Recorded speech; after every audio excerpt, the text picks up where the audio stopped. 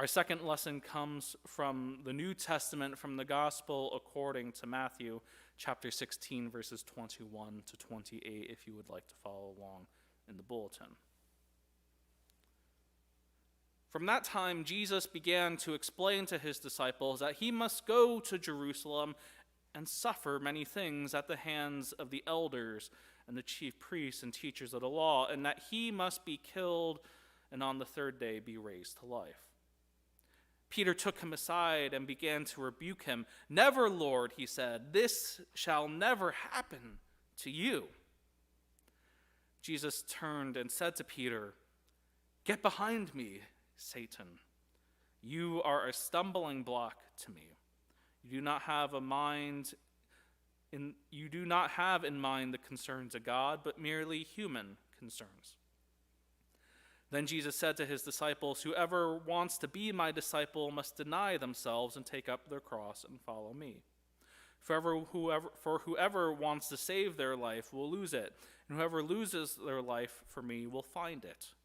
What good will it be for someone to gain the whole world yet forfeit their soul? Or what can anyone give in exchange for their soul? For the Son of Man is going to come in his Father's glory with his angels, and then he will reward each person according to what they have done. Truly, I tell you, some who are standing here will not taste death before they see the Son of Man coming in his kingdom."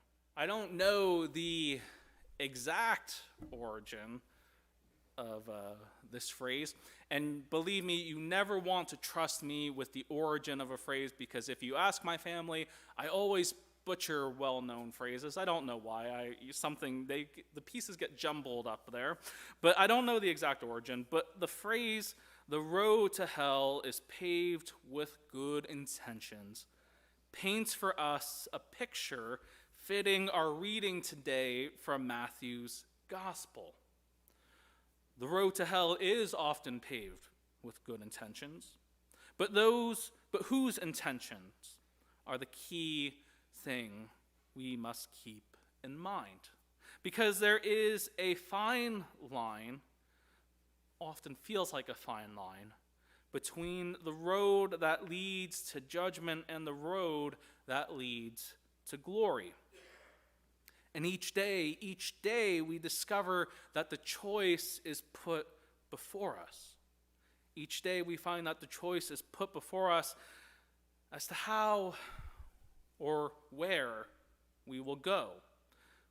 We find that there are things that influence what direction we will head. Do we set our hearts, do we set our minds on the ways of Jesus? Or do we set off with good intentions only to find ourselves stumbling haphazardly down the road to perdition?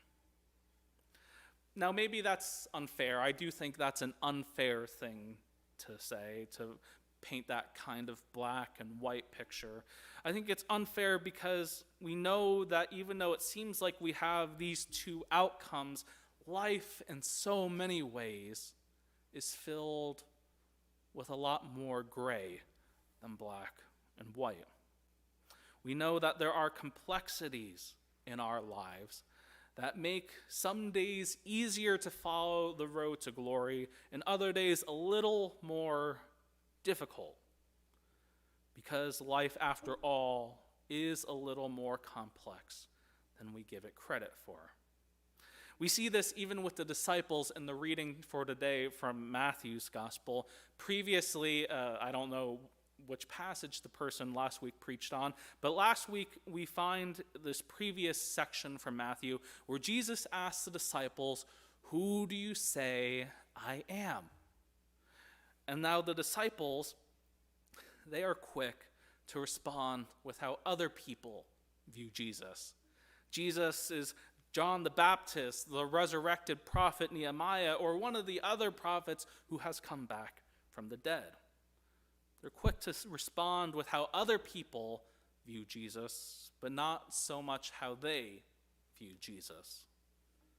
Peter, though, eventually speaks up and says that Jesus is the Messiah, the Son of God.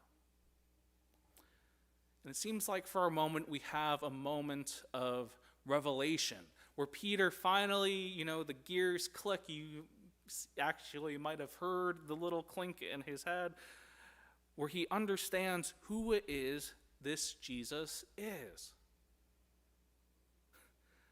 But we find then in our reading for today, even after having made such a revelation, he's taken aback. He's taken aback when Jesus states that the Son of Man must die. Perhaps, though, it's not Peter's misunderstanding of Jesus' mission. Perhaps Peter thought there must have been another way that this all could have been done without Jesus having to die on the cross. But Peter's, whether misunderstanding or being blinded by something else, doesn't line up with the will of God in our reading for this day. And Jesus is quick to push back on such a sentiment from Peter.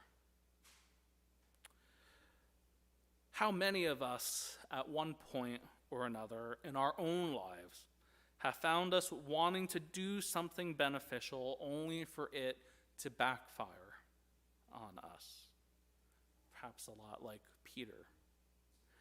It reminds me, though, as I think about good intentions and wanting to do the right thing, it reminds me of some folks I used to work with at a garden center when I was a high school student. And it's one of those jobs when you're just out, we're planting different flowers and things like that, or different plants that folks would eventually buy. But, it gets hot, and so you try to cool your car down as much as possible, leaving the windows rolled down.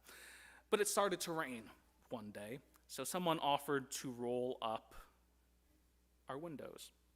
Well, they got to one vehicle, and the key they found somewhat fit, but when they tried to take it out, it would not come out. Wrong key, but for some reason, I don't know why, it still let them roll up the windows. They couldn't get the key out because it was the wrong key. Luckily, though, it was an easy fix. Sometimes it is hard, we discover that sometimes in life, it is easy for us to want to follow Jesus, to do the right thing, to be the hands and feet of God in the world, but it's a little harder than we might have thought. When it comes to Peter, I think Peter was afraid of what would happen once Jesus was gone. The world he knew, the faith he had developed, none of it would be the same. Fear, I think. Fear is undoubtedly a factor in wanting to do the right thing, but going about it the wrong way. Sometimes as well, our well-intentioned actions can actually hinder God's purpose in our lives and in the world.